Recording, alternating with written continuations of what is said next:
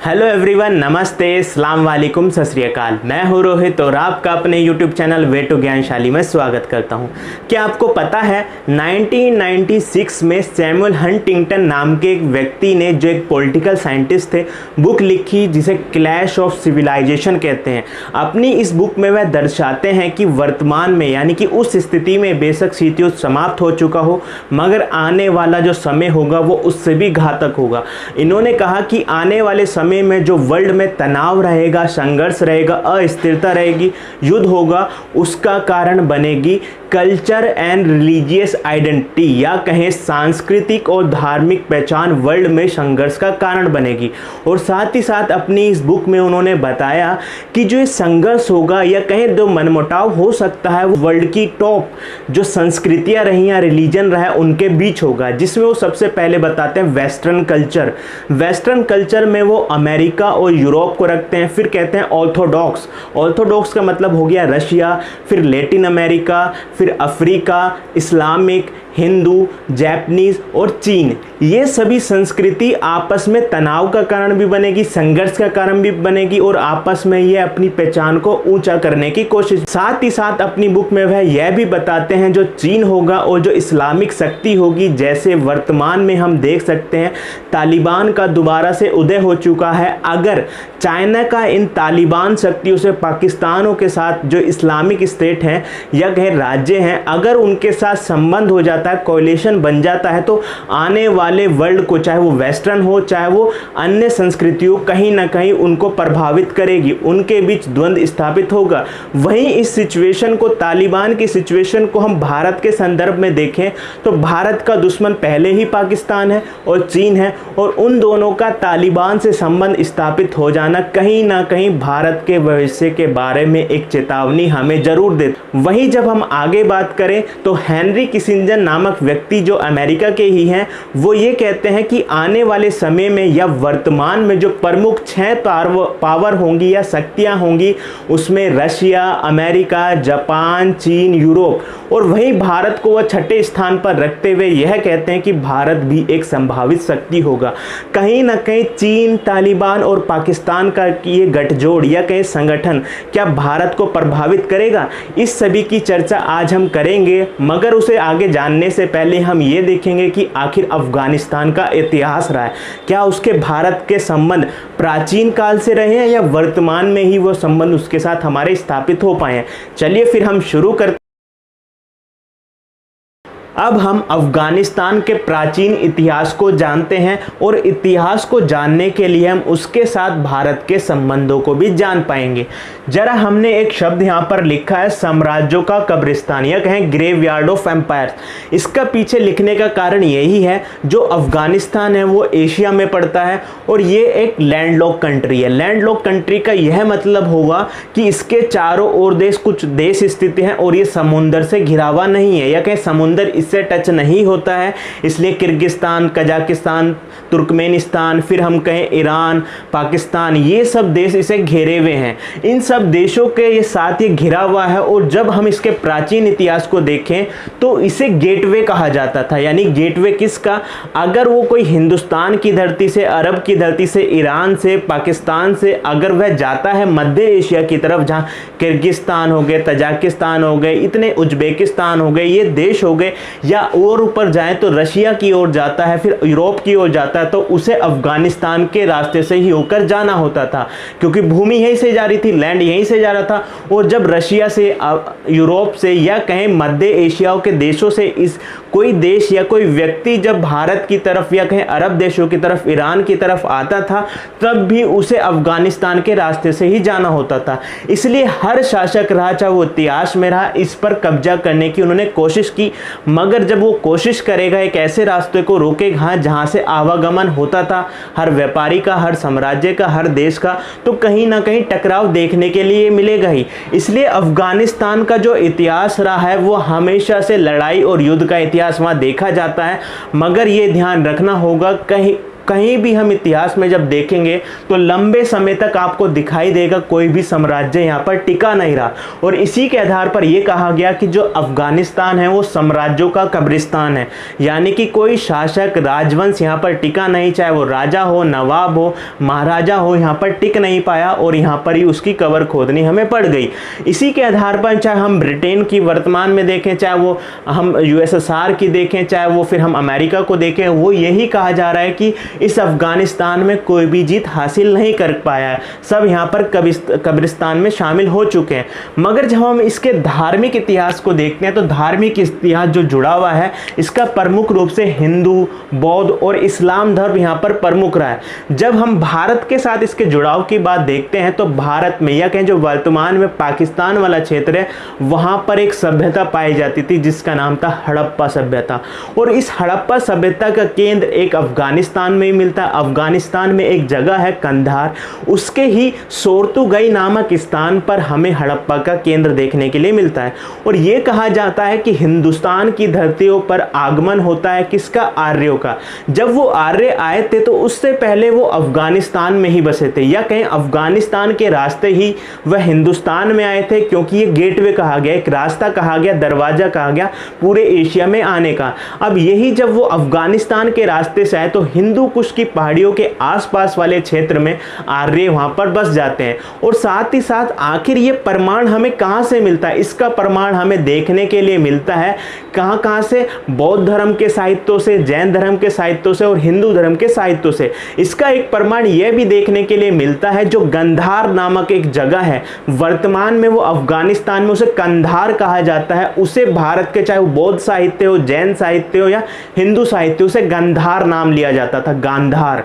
अब वर्तमान में उसका नाम कांधार हो गया। वैसे ही काबुल के पास जो बहने वाली एक नदी है कुंभा, उसका वर्णन भी वैदिक साहित्य या कहें वैदिक धर्म ग्रंथों में क्या नाम से दिया जाता? कुंभा नाम दिया जाता और इसे उस वैदिक धर्म की पवित्र नदियों में से एक माना जाता था। साथ ही साथ हम कहें भारत में कई सारे महाजनपद रहे हैं। महाजनपद जैसे हम मगध को देखते हैं, श्रावस्ती को देखते हैं, कौशल को देखते हैं, वैसे ही एक जो हमारा महाजनपद 16 महाजनपद में से एक जनपद मिलता है वो अफगानिस्तान के क्षेत्र में ही मिलता है, उसका नाम था गांधार। उस गांधार के आधार पर भी पूरा इतिहास यहाँ पर सिमटा हुआ है। साथ ही साथ जब हम आगे बढ़ते हैं तो उस समय इस क्षेत्र को या अफगानी जो वर्तमान में आज जो अफगानिस्तान नाम है उसको आर्याना नाम से जाना जाता कि आर्य के आधार पर आर्याना नाम पड़ा इसका। साथ ही साथ जब महाभारत काल की बात देखें तो उस समय भी, महाभारत के समय में भी अफगानिस्तान के भारत से संबंध रहे। जो हम देखते हैं कौरवों की माता या धृतराष्ट्र की जो पत्नी थी गांधारी, वो भी गांधार की थी। गांधार से वो भारत आई थी, उनकी शादी यहाँ पर हो जाती है, वो गांधार की राजकुमारी थी। जब हम देखते हैं कि हिंदू धर्म का कहीं ना कहीं हिंदू कुश राजवंश वहाँ पर रहा, हिंदू कुश राजवंश के नाम से उसे जानते हैं। उसके बाद हम देखते हैं कि बौद्ध धर्म भी वहाँ पर प्रबलता से अपनी जमीन या जड़ें जमाने लग जाता है। जब हम कनिष्क का काल देखेंगे, कनिष्क एक जो भारत में शासक रहे, ये कुषाण वंश था। देखो कुषाण वंश के बारे में हमें जानना होगा तो हमें ये इतिहास में पता चलता है जब कुषाण लोग भारत में आते हैं, इसके अंदर भी कई सारे संप्रदाय थे। उसमें जो सबसे बड़ा पावरफुल शासक माना गया कनिष्क माना गया, कनिष्क नाम से हम उसे जानते हैं। जब ये भारत में आ रहे थे, इनका मकसद भारत में आना नहीं था, ये एक लुटेरी कौम थी और ये जाना चाहते थे चीन। और चीन जाने से पहले वहाँ के शासकों ने क्या बनाती थी? चीन की दीवार, जिसे हम आज वर्तमान में भी देखते हैं। वह फिर चीन नहीं जा पाते हैं, इसलिए जो कुषाण वंश के लोग थे कहाँ पर आते हैं? भारत में आ जाते हैं। और जब भारत में आते हैं, जो कनिष्क नाम हमने लिया इतिहास में या कहीं भारत के प्राचीन इतिहास में एक बड़ा शासक माना जाता है, इन्होंने अपने दो प्रमुख केंद्र बनाए थे, गांधार, फिर हम देखते हैं मथुरा। और इसी के आधार पर भारत में जो पहला बौद्ध धर्म हुआ, बौद्ध धर्म में हमें देखने के लिए मिला इन कनिष्क के समय ही यहाँ पर बौद्ध धर्म जापान, चीन में भी फैला। और साथ ही साथ जो गांधार था, गांधार में हम अक्सर सुनते हैं कि तालिबान ने बामियान वाले क्षेत्र में या बगराम वाले क्षेत्र में कुछ बौद्ध मूर्तियों को प्रभावित किया, उसे नष्ट किया है। वह जो मूर्तियां थी वो कनिष्क के शासनकाल में ही बनी थी, जिसमें सबसे प्रमुख थी बामियान वाला क्षेत्र, वो गांधार में स्थित, वो गांधार शैली, सब जिसका श्रेय जाता है वो किसको जाता है? कनिष्क को ही। साथ ही साथ हम यह भी देखते हैं जो कनिष्क थे उन्होंने पूरे भारत पे तो शासन किया ही, साथ ही साथ यह भी कहा जाता है कि कनिष्क के शासन काल में ही कुछ चीन के क्षेत्र, पहली बार ऐसा हुआ या अब तक ऐसा हुआ कि कुछ चीन के क्षेत्र भारत ने भी अपने कब्जे में कर लिए थे। तो इस आधार पर हमें देखा जाता है जो बौद्ध धर्म का प्रसार ज़्यादा होता है अफगानिस्तान के अंदर, चाहे वो बगराम हो या बामियान हो, वो केंद्र किसके समय पे बने थे? वो सभी केंद्र कनिष्क के शासन काल में बने थे। और साथ ही साथ ये भी कहा जाता है जो गौतम बुद्ध थे बौद्ध धर्म के संस्थापक, वो भी जो बामियान था उस समय अफगानिस्तान की राजधानी कहा जाता था बामियान। बौद्ध धर्म यानी कि गौतम बुद्ध भी 6 महीने तक वहाँ पर टिके थे, या कहते हैं वहाँ पर रहे थे। उसके बाद वो दोबारा हिंदुस्तान लौट आते हैं। और साथ ही साथ हम इतिहास में एक व्यक्ति का नाम और सुनते हैं, इसका नाम है पाणिनि। पाणिनि के द्वारा एक बुक लिखी गई है जिसे संस्कृत व्याकरण की पुस्तक कहा गया है। उस पुस्तक को जो लिखने वाले थे पाणिनि, वो भी कहाँ के थे? अफगानिस्तान थे। और उस बुक का नाम था अष्टाध्यायी। फिर हम देखते हैं जब मध्य भारत की बात करते हैं तो हमें नजर आता है मध्य भारत में मोहम्मद गौरी भारत आते हैं और उनका सामना किसके साथ होता है? उनका सामना होता है पृथ्वीराज चौहान के साथ। पृथ्वीराज चौहान के साथ उनके इतने सारे युद्ध होते हैं, और जो पृथ्वीराज चौहान के साथ मोहम्मद गौरी के युद्ध हुए, आखिर ये मोहम्मद गौरी भारत में आए कहां से थे? ये कहा जाता है अफगानिस्तान के गौर प्रांत से भारत में ही आए थे। जब ये भारत के साथ इन्होंने पृथ्वीराज चौहान के साथ युद्ध किया, तो जब जो अंतिम युद्ध रहा, उस अंतिम युद्ध में किसने? मोहम्मद गौरी ने पृथ्वीराज चौहान को हरा दिया। और ये इतिहासकार कहते हैं पृथ्वीराज चौहान को मोहम्मद गौरी अपने साथ गौर प्रांत में ले गया था। गौर प्रांत वही जो अफगानिस्तान में स्थित है। फिर हम देखते हैं कि मध्य काल में एक हमें लोदी वंश देखने के लिए मिलता है। पहली बार ऐसा हुआ कि अफगान शासक पूरे तौर के प्योर तौर से भारत में एक अफगान शासक देखने के मिला, और वो अफगान शासन था लोदी वंश। लोदी वंश वही जिसे हम बकलोल लोदी भी कहते हैं या भैलोल लोदी भी कहते हैं, जिसकी स्थापना लोदी वंश की इन्होंने ही की थी। उसमें जो सबसे प्रसिद्ध हम जानते हैं लोदी वंश के अंदर, वो थे सिकंदर लोदी। आखिर इन सिकंदर लोदी ने ही भारत में या कहीं आगरा को बसाया था, एक व्यवस्थित तरीके से आगरा को बसाया था। जो हरियाणा के अंदर हमें रोहतक दिखाई देता है, उस रोहतक को बसाने का काम या कहीं व्यवस्थित रूप से बसाने का काम भी सिकंदर ने ही किया था। फिर हम कहते हैं पंजाब के अंदर जो लुधियाना पड़ता है, जरा इस लुधियाना वर्ड को सही से जरा समझे तो लुध का प्राय यही होता है कि लोदी वंश ने बसाया था। तो सिकंदर को ही कहा जाता है जो लुधियाना था वो भी सिकंदर लोदी ने ही बसाया था। मगर हम देखते हैं बाद में 1526 में हमें एक युद्ध दिखाई देता है, और वो युद्ध का नाम था पानीपत की लड़ाई। इस पानीपत की लड़ाई में बाबर और साथ ही साथ इब्राहिम लोदी का एक युद्ध होता है। ये इब्राहिम लोदी अंतिम शासक रहे लोदी वंश के। इब्राहिम लोदी और साथ ही साथ बाबर के युद्ध होता है, वो 1526 का पानीपत युद्ध था। उस युद्ध के बाद हम यहाँ पर देखते हैं मुगल शासन वंश भारत में आ जाता है।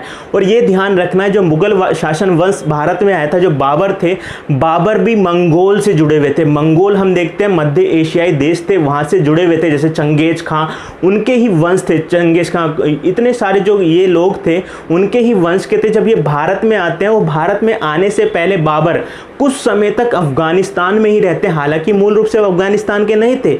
वो भारत में आते हैं तो वो अपनी बाबरनामा में कहते हैं कि जो हमारा अफगानिस्तान है वो भी एक सभ्यताओं का केंद्र है, क्योंकि वहाँ पर कई सारे राजा महाराजा आए हैं। वहाँ पे हिंदू धर्म, बौद्ध धर्म, इस्लाम देखने के लिए मिलता है। तो अंतिम दिन जो अफगानिस्तान में गुजार करके भारत आए थे, तो बाबर यही कहा जाता है कि अफगानिस्तान से ही भारत आए थे। तो हमने ये सब देख लिया। अब इस सब जानने के बाद हम ये देखते हैं कि जो लोदी वंश का वंश या कहें जो लोदी अफगान वंश का खून हमें दिखाई देता है, वो हमें एक और दिखाई देता है, वो है शेरशाह सूरी। जब हम पूर्वी भारत की बात करें, शेरशाह सूरी वंश का सासाराम में हम बात करें, तो शेरशाह सूरी वंश भी अफगान थे, या कहें शेरशाह सूरी भी अफगानी थे। उसके बाद देखते हैं यहाँ पर अफगानिकों का शासन या कहें अफगानी शासन हमारे यहाँ दिखाई नहीं देते हैं। मगर हम देखते हैं अफगानिस्तान में एक नया शासक आ जाता है, वो नादिर शाह, फारस का शासक था, यानी कि ईरान का शासक था नादिर शाह। शाहों ने वहाँ अफगानिस्तान में अपनी सत्ता स्थापित कर ली थी। जब वहाँ शाह स्थापित कर ले, तो नादिर शाह के समय में भी आपको ये पता होगा कि नादिर शाह भारत आते हैं और भारत को लूट करके क्या ले जाते हैं? मयूर सिंहासन। और जो कोहिनूर हीरा ये फारस के शासक थे, नादिर शाह लेकर के जाते हैं। इन्हीं का नाम कहा जाता है कि मोहम्मद शाह रंगीला के समय कोहिनूर हीरा भारत से बाहर चला गया था। मगर हम देखते हैं कि नादिर शाह की मृत्यु के बाद पहली बार ऐसा अफगानिस्तान के अंदर होता है कि पहली बार अफगान के जो पठान थे, अफगान के जो शासक थे, जो कबीले थे, उसे एकजुट करने का काम किसने किया? अहमद शाह अब्दाली ने। अहमद शाह अब्दाली भारत में भी आया था, मगर सबसे पहले इन्होंने नींव रखी थी आखिर अफगान खुद से भी तो शासन करें। जो अहमद शाह अब्दाली थे उन्होंने ही वहाँ पर शासन की नींव रखी और उनके जो वंश को कहा गया दुरानी वंश। वो दुरानी वंश के अहमद शाह अब्दाली भारत में भी आते हैं और हम देखते हैं पानीपत की तीसरी लड़ाई होती है अहमद शाह अब्दाली और मराठा के सदाशिव राव के बीच। पानीपत की तीसरी लड़ाई के नाम से इसे जाना जाता है, जिसमें अहमद शाह अब्दाली और सदाशिव राव की यहाँ पर लड़ाई होती है और यहाँ से सामान लूट करके वो कहाँ चले जाते हैं, अपने दुरानी वंश में यानी कि अफगानिस्तान में ले जाते हैं। ये कहें हमने कहीं ना कहीं प्राचीन इतिहास को से मध्य इतिहास की ओर पूरा हमने अफगानिस्तान को बताया और उसका जो एपिक सेंटर रहा या कहें उसका जो सेंटर हमने बताया वो भारत के साथ संबंधों को। अब हम बात करते हैं अफगानिस्तान के आधुनिक इतिहास की, और इसका आधुनिक इतिहास चालू कहाँ से होता है? वह इतिहास चालू होता है जब भारत में या कहीं हिंदुस्तान में, क्योंकि पहले अफगानिस्तान भी भारत का हिस्सा हुआ करता था या कहीं अखंड भारत हुआ करता था, हिंदुस्तान हुआ करता था। और आप जितने भी स्थान देखेंगे ना, जैसे हिंदुस्तान, पाकिस्तान जो बाद में कटा, वैसे तो किर्गिस्तान, उज्बेकिस्तान, अफगानिस्तान, सारे स्थान यही हुआ करते थे, उसमें से एक हिंदुस्तान भी था। मगर क्या होता है जब आधुनिक भारत के साथ साथ आधुनिक अफगानिस्तान की शुरुआत होती है तो हम देखते हैं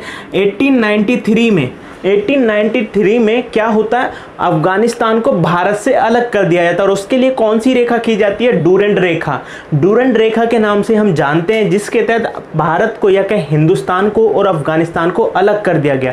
मगर आज तक का ये इतिहास है जिसके बीच पाकिस्तान और साथ ही साथ अफगानिस्तान के बीच विवाद रहता है। अफगानिस्तान कहता है कि डूरेंट रेखा को हम नहीं मानेंगे, क्योंकि हम देखते हैं जो तालिबान या पख्तून वाले लोग हैं ना, वो आपको अफगानिस्तान में भी देखने के लिए मिल जाएंगे और पाकिस्तान में। और इनका मानना था कि हम डूरेंट रेखा को नहीं मानेंगे, 100 साल के लिए थी और इसके आधार पर पाकिस्तान का कुछ और हिस्सा हमारे अंदर भी शामिल किया जाना चाहिए। मगर अब हम देखते हैं कि भारत तो 1947 में आज़ाद होता है, मगर अफगानिस्तान अंग्रेजों से कब आज़ाद होता है? 1919 में तीसरा आंग्ला अफगान युद्ध होता है।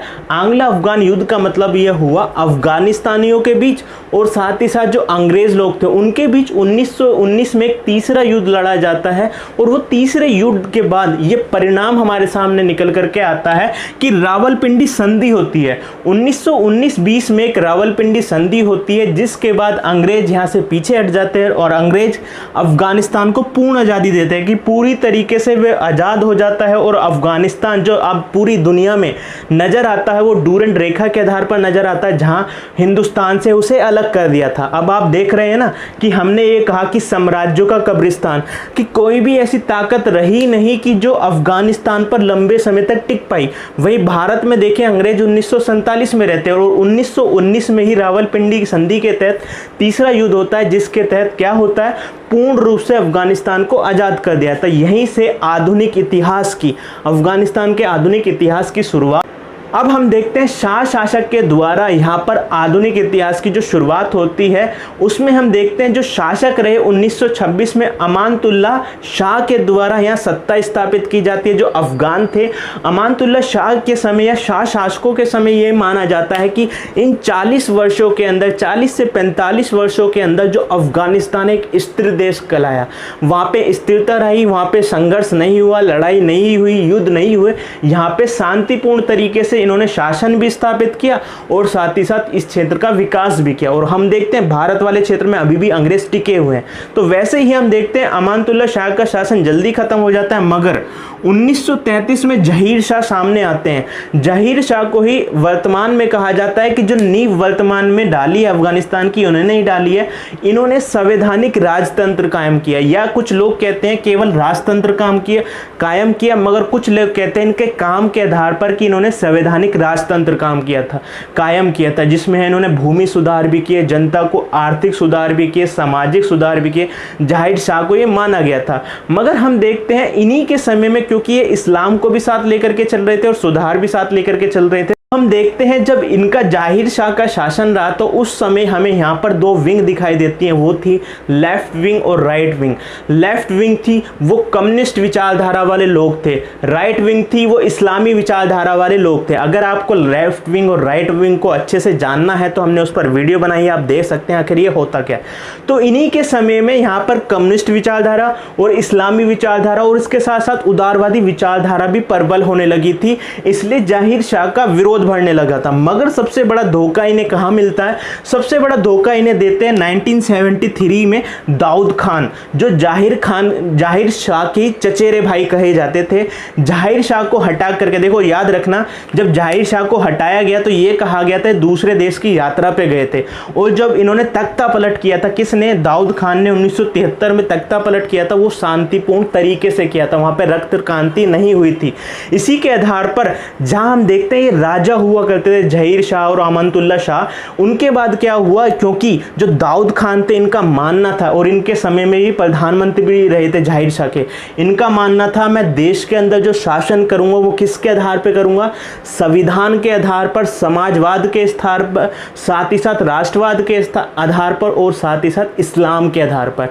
इन्होंने सारी ही विचारधारा, चाहे वो कम्युनिस्ट वाली थी, समाजवाद, इस्लाम वाली इस्लामी विचारधारा को भी साथ रखा, राष्ट्रवाद को भी साथ रखा, और उदारवादी निर्णय में भी लिए। इसलिए इन्होंने कहा कि अब जो अफगानिस्तान था, अफगानिस्तान में राजतंत्र पूरी तरीके से समाप्त हो जाता है। इसलिए इन्होंने अपने आप को राजा घोषित नहीं किया, इन्होंने अपने आप को 1973 में यहाँ का राष्ट्रपति बनाया। अब जब ये राष्ट्रपति बन जाते हैं तो ये वैसे तो किससे प्रभावित थे? समाजवादी विचारधारा से प्रभावित थे, चाहे वो जाहिर शाह हो, ये भी समाजवादी विचारधारा से प्रभावित थे, साथ ही साथ दाऊद खान थे।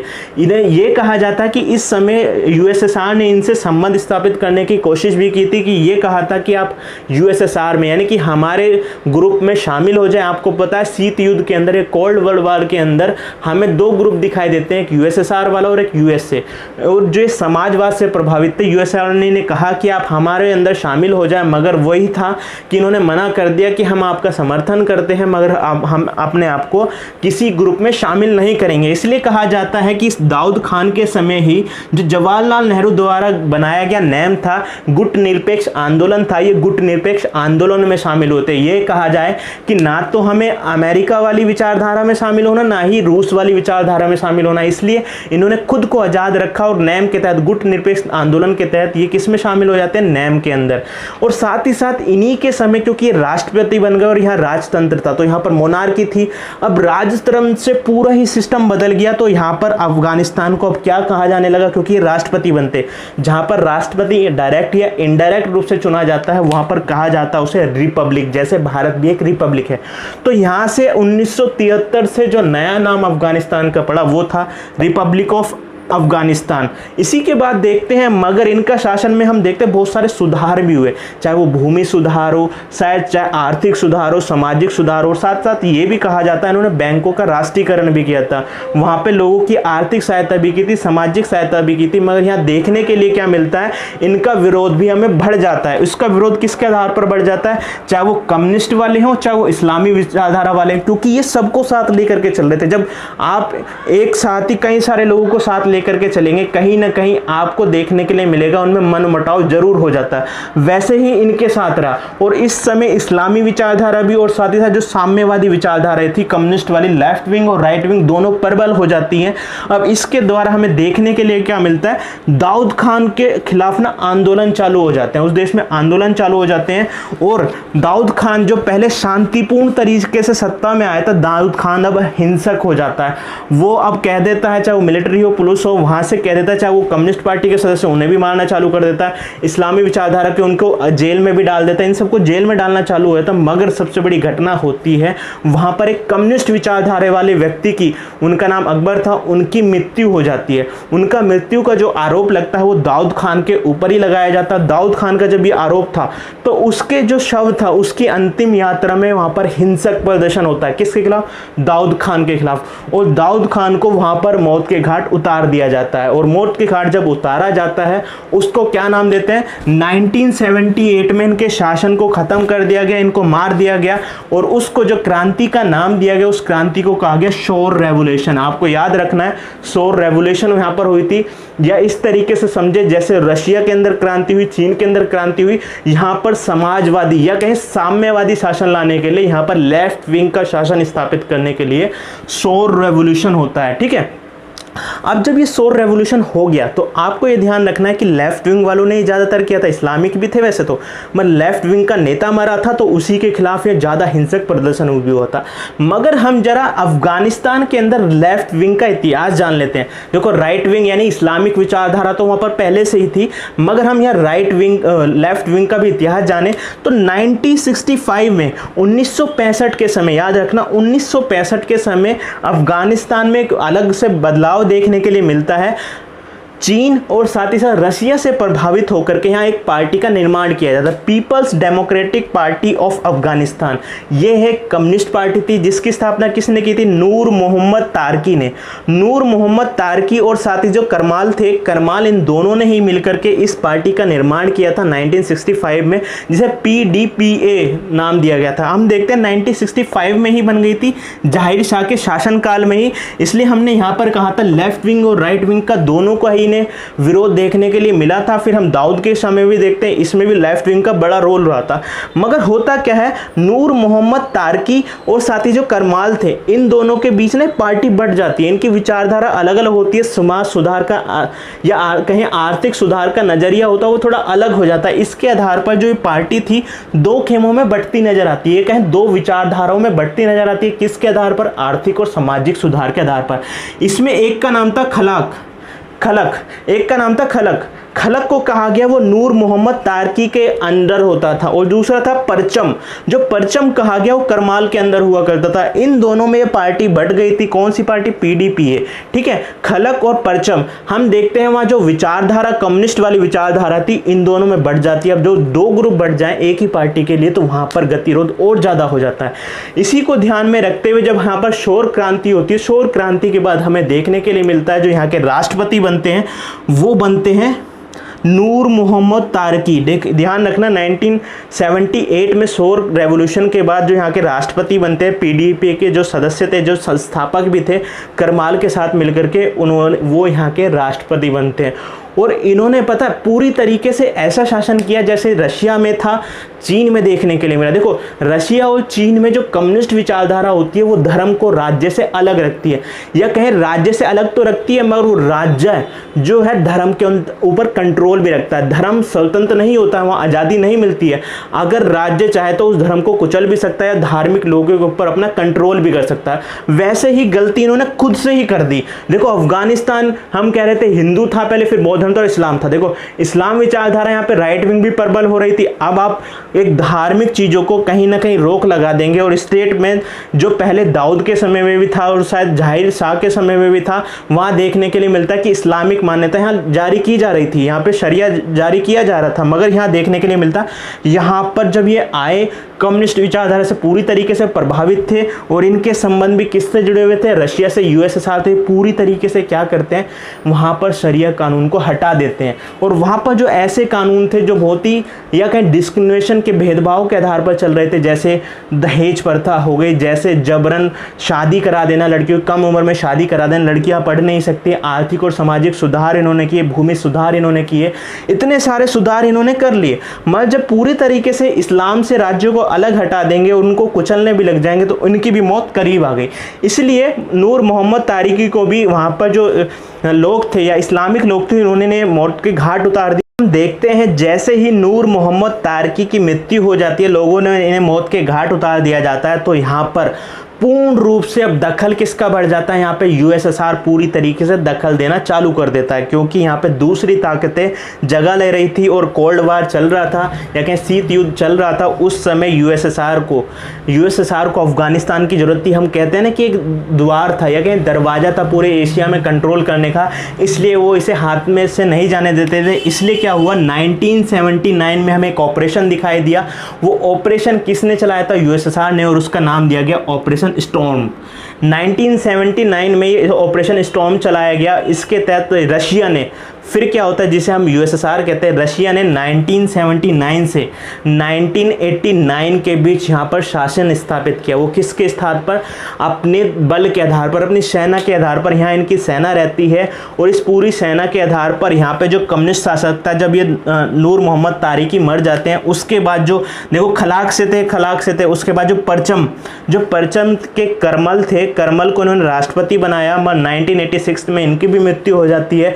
इनकी मृत्यु होने के बाद नजीबुल्लाह राष्ट्रपति बनते हैं। नजीबुल्लाह राष्ट्रपति बने रहते हैं जब तक यहाँ पर किसका शासन रहा? यहाँ पर यूएसएसआर का शासन स्थापित कर, या कहें यूएसएसआर की सेना यहाँ पर डटी रही। तो नजीबुल्लाह राष्ट्रपति बने रहते हैं, जो किसका सपोर्ट करते थे? यूएसएसआर का, और यूएसएसआर की मदद से ही राष्ट्रपति बने थे। तो हमने पूरा इतिहास को जान लिया। अभी पूरा इतिहास अभी अमेरिका से भी आगे जुड़ेगा। और ऑपरेशन स्टॉर्म के बाद हमने बताया कि 1979 से 1989 के बीच जो यहाँ पर रशिया रहा, यूएसएसआर रहा, उसके बाद भी यहाँ पर कई सारी घटनाएं हुई। और बाद में देखते हैं इसके आधार पर, चाहे वो मुजाहिदीन हो और बाद में हमें तालिबान देखने के लिए मिलता है, इस घटना का ही परिणाम था। मगर हम उसे अगली वीडियो में जानेंगे। तब तक के लिए अगर आपके कुछ सुझाव हो, कुछ या कहें कुछ सलाह हो, या आपको वीडियो पसंद आई हो, तो इसे लाइक करें, चैनल को सब्सक्राइब करें और वीडियो को ज़्यादा से ज़्यादा शेयर करें।